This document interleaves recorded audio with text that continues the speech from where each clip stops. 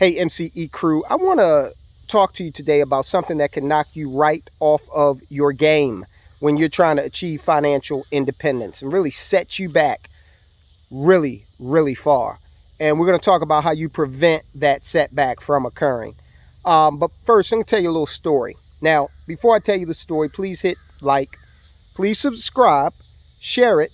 And I haven't said this in a while, but I will say it here. If you do not like the content, please hit the thumbs down twice because we really want to hear about it. So here's the story. One night, I was coming home late from work. I lived in an apartment, and I lived on the second floor at the time. And I parked my car, and I'm crossing the parking lot, and the parking lot is like wet, okay? And the entire day had been just a warm, sunny, all blue sky, not a cloud in the sky. And you know, sometimes it rains like over here, but doesn't rain over there. I've seen that happen, but this would have been too bizarre, okay? So I'm like, why is the entire parking lot is wet? There are puddles. What's going on? So I'm tired. I'm walking into the building. You know, it's a curiosity. It's piqued my curiosity, but I'll figure it out later. And as I'm approaching the building, they had this key. You had to open the door, and then you go into the foyer, and then you go, you go to your apartment. So I'm looking, as I'm approaching the apartment, I'm like, wow, something's weird. It doesn't look right. What is going on? It just looks dim. It doesn't look as bright as it used to. And as I get closer to my building, I start to smell smoke. And as I get closer still, I notice soot on the door, okay? There's been a fire in my building. I quickly figured this out. And so I'm like, oh man, I really hope my apartment is okay. So I go in to my apartment and there's no damage, except everything smells like smoke. Everything. The guy next door to me, he fell asleep while smoking, and he set his apartment on fire. Luckily, this idiot was not injured. Luckily, no one was. And the fire department came, and of course, they put it out. But in so doing, everything was smelled like smoke because it burned for a minute. It was his mattress that he set on fire with him in it. All right. So his bed was apparently on the other side of the wall from my closet. All of my clothes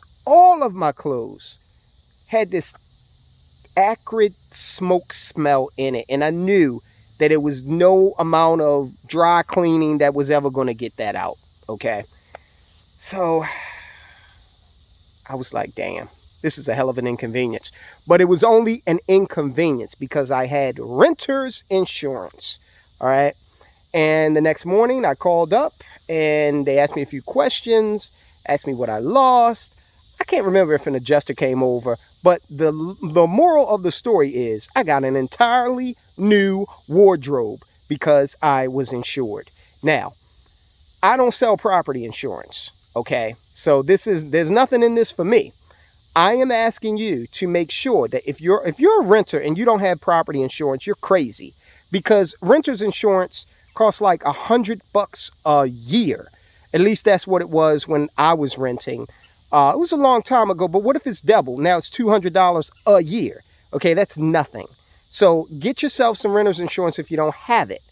This storm that occurred down here in Louisiana, Ida, we're getting the remnants of that here now. It's not going to be nearly as severe as what they got. It was a full-blown hurricane when they got it. But a lot of people are going to be out of pocket, and they're going to be set back financially because their homes have been destroyed, okay? And if you don't have insurance, or if you're underinsured, let me talk about being underinsured. Let's say you bought your house 20 years ago. Let's just say, for round number's sake, house costs 100 grand, okay? And you got it insured for 100 grand. So 20 years have gone by, materials have increased, the value of your home may have increased. The value of, or the cost of labor to rebuild your home or repair your home has gone up. So it's quite possible that you're underinsured right now if you haven't checked on that in years. So what you need to do is call your property insurance representative, and you need to have a conversation. Because if you are stuck with having to make repairs to your home and, you know, you don't have that money, or you got to take that money out of a pile of money that's working hard for you, building a return, or if you realize that your apartment is all messed up and you've lost several possessions, including your clothing, electronics, things of that nature, okay? So please make sure you are insured. There are a lot of people, every time a storm hits, there are a lot of people that are pushed way back in terms of their financial situation, because they not only have lost, now think about this, you've lost your home. You got to stay somewhere. So now if you're not prepared, here come the credit cards so you can stay in a hotel, okay, temporarily, or travel to another state to stay with a friend or family, or stuff like that. You got to have your stuff together, people, and insurance will help you do that. So call your property insurance folks and work it out, man. Get it together, because otherwise you are, you know, you could be sailing into some dangerous waters there. One more story and then I'll let you go. When I moved into this property, and that was decades ago now, it's hard to believe, but when we moved in here, it was 2002. The very next year, 2003, Hurricane Isabel came through the mid-Atlantic, and it, oh man, I did everything they said do. Fill up the bathtubs, you know, all that. That bathtub water ran out. And there are 2 bathrooms in the house. That bathtub water ran out like in a day and a half, okay? We haven't, well, at that time, we did not have a generator, okay? So we didn't have AC. It was really warm.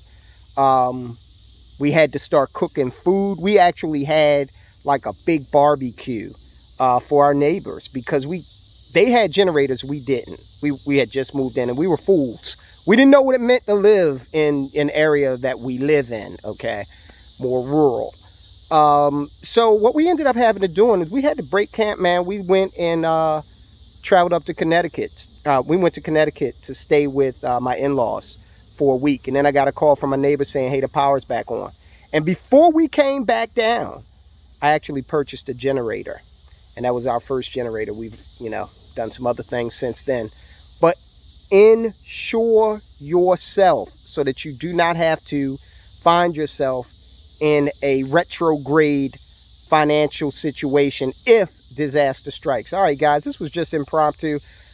Wherever you are, I hope you stay safe, and send some prayers out to the folk down in Louisiana. I'll talk to you soon.